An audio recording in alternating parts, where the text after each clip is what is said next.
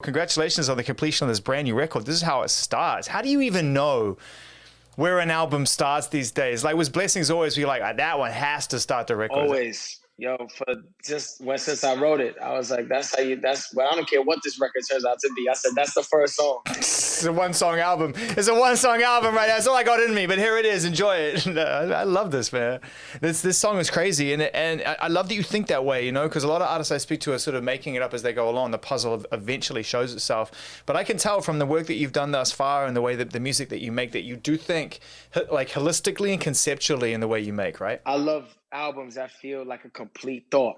They feel like a vibe to me. They feel like even if the story doesn't connect, the rhythm and the music and the beats and the concepts, it just feels like a complete thought. Finally getting a chance to speak to you. I've spoken to, a lot of people who speak so highly of you, not just as a creative and as a performer, but as a human. People, in fact, that's the first thing anybody says about you is what a good person you are. And I think that speaks volumes above and beyond the work. You were obviously raised well, right? I mean, you don't get to get that kind of accolade, personal accolade, without tracing it back to the way you were raised, right? I can't take credit for that kind of stuff. I can't take all the credit for people saying that, right? Like, I got to give it up to my mom and my mentors, my teachers in high school, who looked out for me. And, my first counselor in high school, Jason Jacobs, it was the first time I got therapy in my life. I didn't know I needed it. And Miss H, another teacher, was like, you need to see Mr. Jacobs. She's like, you're going through a lot. And I was like, nah, I'm good.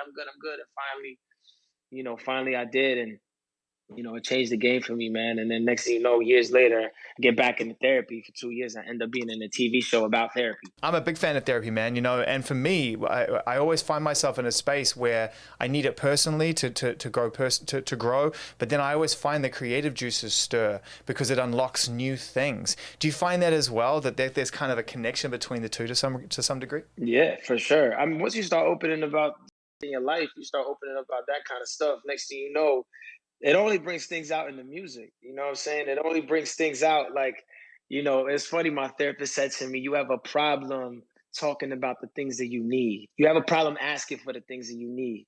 And that's so crazy. I'm like, imagine, and it helps in exploration of your music or whatever, because it's like when I'm in the studio, I'm like, man, what do I really want to talk about right now? It's not really necessarily what do I think the people want me to say. Because it's like what do I want to say? What's on my heart? What am I trying to talk about? Do I want to turn up right now? So we turn up. What was your first impression of Manuel when you first met him? When I first met him, I was like, yo, that's the dude that wrote In the Heights. I was like, whoa, like, because that was like In the Heights was like the only Latino cat, like the only musical with Latinos in it at the time. Really, like there was half of West Side Story, and then maybe like Man of La Mancha, but like nobody, you know what I mean? That was it. And I saw In the Heights in college, and that was like the show I was like, yo, this is crazy. These people look and sound like the people I grew up with. They're singing music that feels so familiar to me. That sounds like the music I grew up listening to. I'm listening to these beats. I'm listening to these words. They're singing about stuff that resonates with me on a deep level.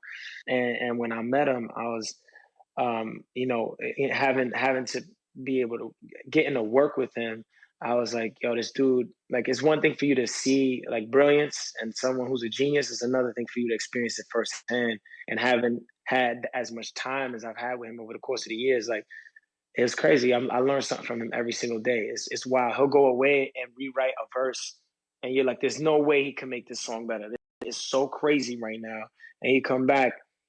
And like in Hamilton, we'd be in the middle of rehearsal and he would leave. Our director would be like, this section isn't working. And we'll go on and we'll start rehearsing a different song or something like that while he fixes the other thing, comes back. I'm like, holy, how the did you make that better? Well, some people just have that ability to be able to, I think it's a combination of talent and pressure.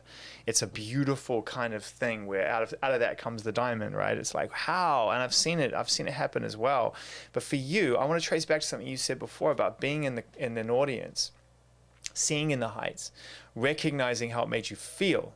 Not just the entertainment factor in it, but how it made you feel inside, right? That's the that changes your life's direction. The feeling, not the surface stuff, the observations. The feeling is what changes your DNA, I think. Literally, physically, all of a sudden you're going in this direction now. That's what manifestation is. Do you believe in that? Because it happens to you. How could you not? And that's the thing, man. And that's why I say, like, when people have the courage to tell their stories, you give other people courage to tell theirs. Like, I didn't, and you also open up the door for people to be a part of a bigger picture, especially like it was hard for me coming up. It was very hard. Like, people were like, we don't know. He looked like this, but he sounds like that. But he's not this enough, or we don't, where is he from? Like, I had people be like, change the way you speak so you could be more ethnically ambiguous, grow your hair out so people can know where you're not from, you could play different types of roles, and you're not like stuck in the Latino box. And I'm like, this is not a box. This is who I am. But it's just not people. There's just no roles for Latinos really, like, right now. You know what I'm saying? Or rather, these executives ain't making room for actors like me to have a role. I'm not even talking about the lead, just a role in this movie. If or if the Latinos in there, you got the guy, you got him saying a Spanish line, and it's like the comedic butt of a joke or something like that, and everybody's like, we speak English, blah blah blah, blah. I'm like, nah, G, we're way more than that, man. And there's a lot of pressure on young people's shoulders when they're growing up in an environment you grew up in, and your ambition is your ticket. But what is that ambition? What is it? Is it to be an artist, a music artist? Is it to be a performer? Is it to be an actor? I can't imagine, unless you tell me otherwise, that a very young you is that able to create a multifaceted picture of the whole thing. Were you zeroing in on one thing? the music was always my first love, but it was interesting that the music merged with the acting, because that's what musical theater is. They call they don't call people in musicals musicians. They call them actors, right? I'm an actor in a musical, right? Like, but they singing and dancing, they're up there performing like any artist who's on tour. Anthony, it's because you're ultimately having to play a role, and you can feel that role deeply, and you can immerse yourself in that experience to make it authentic for the audience. But you know what the differentiator is. The differentiator is you're having to pretend to be something else in order to make a point. Whereas when you're in the studio and you felt this now making your own music, you're doing everything you can to not pretend. You're unlocking every part of you to avoid pretending, right? Aren't we all acting to some degree? Yeah. Like when we get on the stage, bit. right? And when you put on these costumes and you got these lights and everything is, or you look at the songwriter credits. There's like 11 people on the credits of the song. Like, come on, bro. Like, if we really want to get real with it, everybody's acting to some degree. It's like we I think it's just how people. It's the context in which people define something. Identity is really complex, and we spend our whole lives trying to sort of taking all of these things. I think we call them influences or inspirations. We put real nice words on them, but a lot of them are just constructs to build up our own identity into something, yeah? And then you get to an age where if you're lucky, you have the altitude, the distance, perspective, take a step back and decide, do I like that identity that I built for myself, or do I have to actually undo it? And that is a crazy moment in your life. Like, wait, I did this to myself? I mean, you hear stories all the time of people being like, man, how did I get here? Yeah. I signed with this label, and then after I signed with this label, it felt like I lost myself. I felt like there were all these voices trying to make me do this or whatever. Or I did this many movies now, but I'm playing the same kind of role, and now I'm pigeonholed to this kind of role. But that was never me in the first place. That was just kind of how I fit in at that moment in time, or I had one role where I never meant for this to go that far. I never meant to be this kind of artist. I never meant to be that kind of, and it's like, and I think there is this challenge where, where the word no is something that I think, people ask me like, oh, what's something that you've learned over the course of your, your time acting, or your time singing or being an artist? And I said, it's just how to say no. No, this is a song I want to put out. No, this is the kind of partner I want, and an agent or in a label or in a oh, this is the kind of role I want. I'm not going to play these kind of roles anymore. If that means I don't work for 6 months, well, guess what? Then thank God I saved money. That is a really important truth you just spoke there, which is the era of no. And no doesn't mean you have to do yourself a disservice or step back from opportunity. To your point, no just means that you get out of the pot of boiling water. Because what you described before was the frog in the pot of boiling water, and you have no idea that you're cooked until it's too late. And that is the trick. That's the trick. That's the trick. Listen, I don't want to be like, oh, anti-industry. I'm in the industry. I love the industry. Industry makes my dreams come true. But it is designed to put you in a pot of boiling water. I never forget, yo. Lady Gaga said to me, I remember I got signed. I got signed for the first time, and she goes, "All right, just get ready, because now you're swimming with the sharks, kid." She said that to me. You're swimming with the sharks, because she used to tell me these stories about when she used to be performing downtown, and she'll have her keyboard with her, and she'd be bouncing around Lower East Side, like Lower Manhattan, playing all these gigs, 2 or 3 gigs a night sometimes, and she was like, man, it was hard, and I think she's someone who I think has paved this beautiful like path for herself, but it's but she did make it a point to say it was going to be tough, and and I think it is. I think her story, I think one of my favorite Gaga stories is, like, I don't want to paraphrase this wrong because I've spoken to her a few times, but I vaguely remember her saying to me, like, I would get asked to come to these label dinners when people were trying to sign me. And I would sit down at these fancy ass restaurants because, like, I want to see how serious they are. And I'd sit down, and then I'm pretty sure that they would all like order, and she wouldn't order. She'd be like, no, I'm not going to order anything. I'm not here to eat. Right. Look, I love that. I'm not here to eat food with you. I'm here to plan and figure out whether or not we're in business together. We're not friends. Friends have dinner. We're talking. You chose this restaurant. That's on you. I'm just here to talk business. And I thought, that's great. I love that. But that's the difference between me and hers, because I'm still talking business, but I'm eating the fuck out of that food. Let me tell you right now. Can I order? You're ordering off menu. I'm ordering the whole, and we'll talk business while I'm having this filet mignon. Is it nerve-wracking being a part of something like In the Heights, which is obviously a hugely anticipated release now? It's out now, but the anticipation leading up to it was massive due to its success, and it means a lot to you and due to what it inspiring you from an early age. But ultimately, it's in the hands of other people to present.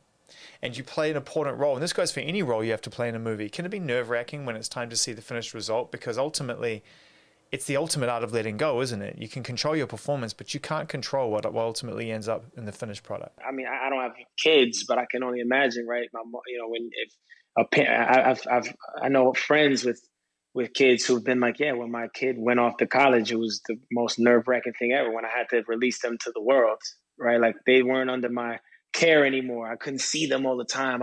Right? Like, we're not filming the movie anymore. I'm not making the album anymore. It's done. Like, and now I'm giving it over. Like, it's not mine anymore. Yeah, it's me on there, but it ain't. It's now it's the world's, right? And I think you can get nervous, but because it's a thing that you care about so much, and you want people to love it as much as you love it. But you can't control that. And I think the only thing we can control is to love it and to do what you can in developing it as best as possible until it's time for you to give it up. And then after you do that, you did what you could, and I think that's what's so amazing about what we do anyway, because it's just like, if I was holding on to everything I was ever working on, but I wouldn't be able. How would I be able to make space for anything new? It'd just be a pile of stuff, in the closet, me trying to stuff things, as opposed to me saying, all right, I did that, I had that adventure, I did that, I gave it up. People felt what they felt. Hopefully they felt the love that I put into it. But and then that's it, right? And then now I'm on to the next thing, and now I can pour into the next thing because I've given myself the space to do that. So yeah, it can get nerve-wracking because especially certain projects, like and The Heights means the world to me. This musical was like the musical that I saw on Broadway that really gave me hope that I could be on Broadway, right? Like I've never heard music on Broadway like that. I ain't never seen characters like that. I've never seen a community on Broadway like that. That felt so familiar to me. That felt like the community I grew up in. So for me to be able to see that inspired me, like, oh, that is possible. That is possible. Broadway is expanding. Like everything is not sounding like it used to sound back in the day. And I think, it was encouraging for me to see a show like that. And then, 10 years later, to be able to have the lead part, one of the lead parts in the movie is a gift. It's a gift. They could have given this part to anybody else. And I didn't take it lightly. My mom is in the movie, my sister's in the movie, like my brother came to set, my brother was emotional. Like it was a blessing to be able to share this with my family, because I think in some ways they felt like, wow, thank God we'll have a movie like this to live on, to live past, to surpass any of our lives. That our ancestors, who people came before us, fought so hard to have an opportunity like this and never got one, or didn't get one like this, rather, where we performing this musical on such, like, on a grand stage like this, with the backing of a studio. And just to even get a studio to support a movie like this is unheard of. And that for me is big, and I hope it opens the door for more stories like this to be told, and for more kids, especially Latino kids, who, all over the world, to watch this and be like, dang, like, yo, that's crazy. That person looked like my cousin. That person looked like my aunt. That person is my father. That, like, and that's the music I listen to. Maybe I have a shot. So that's a long-winded answer, but it this movie means everything to me, bro.